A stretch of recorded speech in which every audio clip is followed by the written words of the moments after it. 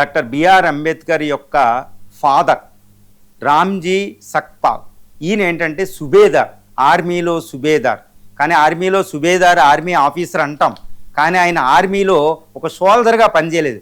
2 దశాబ్దాల పాటు హెచ్ మాస్టర్గా పనిచేస్తాడు ఆర్మీ స్కూల్లో. ఈయన ప్రభావం డాక్టర్ బిఆర్ అంబేద్కర్ మీద పూర్తిగా పడిందండి.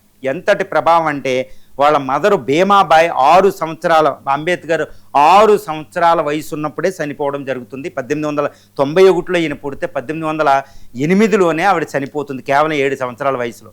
కానీ తర్వాత తండ్రి ప్రభావం అనేది ఈయన మీద పడుతుంది. ముఖ్యంగా మీరాబాయి పెంచిన ఆవిడతో ప్రభావంతో పాటు తండ్రి ఎంతటి శక్తివంతుడంటే మనకి ఎవరైనా వెనకాల ఉంటారో తెలియదు అనమాట.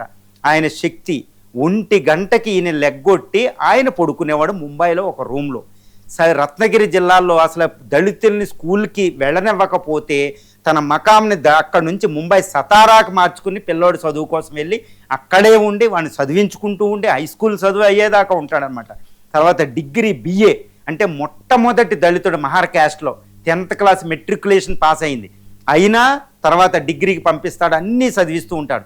ఈవెన్ డిగ్రీ BA అయిన తర్వాత కూడా బాబు నువ్వు చదువుతూనే ఉండు అంటాడనమాట. కానీ అంబేద్కర్ మాట వినకుండా ఆ కష్టాలు, ఆ డబ్బులు, ఈ తర్వాత తన సిస్టర్ యొక్క బంగారాలు తాకట్టు పెడుతుంటే భరించలేక వెళ్ళి ఆర్మీలో జాయిన్ అవుతాడు బరోడా సంస్థానం దగ్గర.